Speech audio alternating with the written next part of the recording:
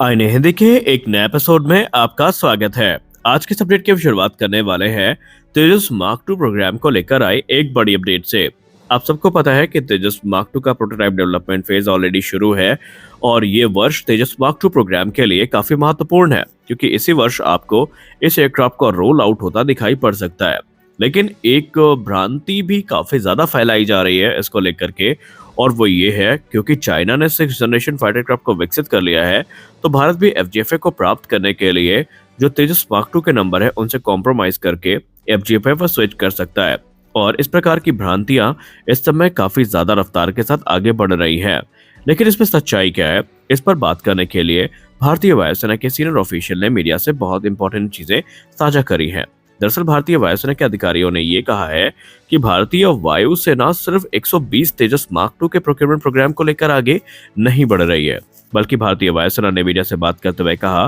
कि इस समय भारतीय वायुसेना का प्लान तो यही है कि 200 यूनिट के मार्क को क्रॉस करके तकरीबन 250 जो तेजस मार्क टू फाइटर जेट्स हैं इन्हें आने वाले डिकेड्स में भारतीय वायुसेना के सर्विस में इंडक्ट किया जाएगा, ताकि स्वदेशी तरीके से भारतीय वायुसेना की जो रिक्वायरमेंट है वो पूरी करी जा सके। उन्होंने कहा भारतीय वायुसेना का जो कमिटमेंट है तेजस मार्क टू में ये अटूट है और इसमें किसी प्रकार का बदलाव हमें देखने को नहीं मिलेगा। भारतीय वायुसेना की तरफ से ऑलरेडी जो 220 तेजस मार्क 1 और मार्क 1 हैं इनका फर्म ऑर्डर प्लेस किया जा चुका है एचएएल को, जहां पर 32 यूनिट ऑलरेडी इंडक्ट की जा चुकी है सर्विस में, और एडिशनल जो 83 जेट्स हैं इनका ऑर्डर 2021 में प्लेस किया गया था और पहला एयरक्राफ्ट अभी इंडक्शन का इंतजार कर रहा है, जबकि एडिशनल 97 जेट्स जो है ये अंडर प्लानिंग है और बहुत जल्दी इनका ऑफिशियल कॉन्ट्रैक्ट भी साइन कर लिया जाएगा। और भारतीय वायुसेना के सोर्सेज ने मीडिया से बात करते हुए ये भी कहा कि तेजस मार्क 1 और मार्क 1A बहुत जल्दी मारुत HF-24 मारुत का रिकॉर्ड तोड़ेंगे, क्योंकि वो हमने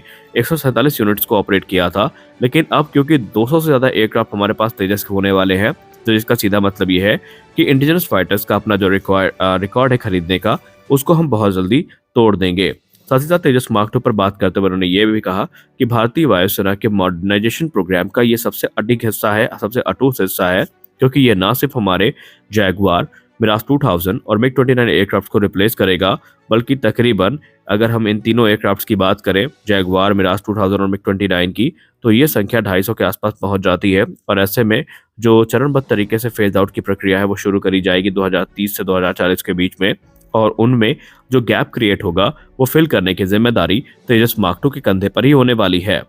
भारतीय वायुसेना एक बात अच्छे से समझती है कि आप अपनी रिक्वायरमेंट को पूरा करने के लिए पूरी तरीके से 5th जनरेशन फाइटर पर आश्रित नहीं हो सकते, या हर छोटे मोटे मिशन को पूरा करने के लिए आप एफजीएफए को स्क्रैम्बल नहीं कर सकते, क्योंकि एफजीएफए एक ऐसे एयरक्राफ्ट होते हैं जो कि काफी ज्यादा खर्चीले होते हैं। इनको मेंटेन करना, इनको उड़ाना एक 4th जनरेशन एयरक्राफ्ट की तुलना में ज्यादा महंगा होता है। और मामले की गंभीरता का अंदाजा इसी से आप लगा सकते हैं कि एक समय अमेरिकी नौसेना ने तो अपने जो नेवल स्ट्राइक ग्रुप है उनको हिदायत दे दी थी कि जो F-35 लाइटनिंग 2 है इनको मैक 2 से या यूं कह लो जो सुपरसोनिक स्पीड है इस पे बहुत देर तक ना रखा जाए, और उन्होंने लिमिटेड यूजर्स की सलाह भी दी थी, क्योंकि इनमें एक लंबे समय के बाद जो स्टेल्थ कोटिंग है वो डैमेज होने लगती है, जिसको रिपेयर करने और जिसको मेंटेन करने में जो पैसे और समय दोनों काफी ज्यादा लगते हैं। तो ऐसे में जो मिशन रिक्वायरमेंट है उनकी पूरा करने के लिए जो 4th जनरेशन एयरक्राफ्ट है ये एक महत्वपूर्ण भूमिका निभाते हैं, और यही कारण है कि भारतीय वायुसेना इस समय तेजस मार्क 2 को लेकर काफी ज्यादा उत्साहित है। ये भी अलग अलग फेजेस में देखने को मिलेंगे। फर्स्ट फेज में संभावित है कि ये आपको जनरल इलेक्ट्रिक F414 इंजन के साथ देखने को मिले, और सेकंड फेज में आपको इसमें इंडिजिनस 110 किलोटन का इंजन जो कि एमका के लिए विकसित किया जा रहा है वो देखने को मिल सकता है। अगली एड में बात कर लेते हैं एरो इंडिया 2025 के बारे में। एरो इंडिया 2025 को अब चंद दिन ही बाकी है, लेकिन उससे पहले अब जो चीजें हैं, इनसाइड न्यूज है, वो सामने निकल के आना शुरू हो गई हैं। एक तरफ जहां आपको भारतीय वायुसेना के बहुत सारे जो फ्यूचर प्रोग्राम्स हैं इनकी झलक देखने को मिलेगी, और संभावित है कि SU-57 फैलन और F-35 जैसे एयरक्राफ्ट भी देखने को मिल जाएं। लेकिन बड़ी चीज जो सामने निकल के आई है वो ये है कि हिंदुस्तान एरोनॉटिक्स लिमिटेड अब एरो इंडिया 2025 में अपने बहुत सारे जो प्रोग्राम्स हैं इनका जो डेब्यू है वो कराने के लिए तैयार है। इसमें सबसे महत्वपूर्ण चीज जो आपको एरो इंडिया में हिंदुस्तान एरोनॉटिक्स लिमिटेड की तरफ से देखने को मिलने वाली है वो होगा उनका combat air teeming system. Combat air teeming system 2023 में काफी ज्यादा चर्चा में था, जहां पर कैट्स वॉरियर, कैट्स हंटर और भी दूसरे जो प्लेटफॉर्म है इनकी जानकारियां हमें मिली थी, लेकिन इस इवेंट में हमें पहली बार जो कैट्स वॉरियर विंगमैन है इसका मॉडल देखने को मिल सकता है, जो कि एक एम्बिशियस प्रोग्राम है हिंदुस्तान एरोनॉटिक्स लिमिटेड का, और ये भारत के अनमैन्ड एरियल कॉम्बैट जो टेक्नोलॉजी एवोल्यूशन है उसमें महत्वपूर्ण भूमिका निभाने वाला है। कैट्स जिसका मतलब होता है कॉम्बैट एयर टीमिंग सिस्टम, अगर इसके हम एक कंपोनेंट की बात करें तो कैट्स वॉरियर इसका एक कंपोनेंट है जिसके अंतर्गत 2 टन वजनी एक twin engine unmanned combat air vehicle विकसित किया जा रहा है, और इसको इस प्रकार से विकसित किया जा रहा है कि ये एक लॉयल विंगमैन की भूमिका निभाएगा मैन फाइटर्स के लिए। लॉयल विंगमैन होते क्या है? बेसिकली जो आजकल आपको पता है कि जो कॉन्टेस्टेड एयर स्पेस है इसमें सीधे मैन्ड फाइटर्स को भेजना काफ़ी ज़्यादा रिस्की होता है, क्योंकि इसमें उनके मार गिराए जाने की जो संभावनाएं हैं वो काफ़ी ज़्यादा होती हैं।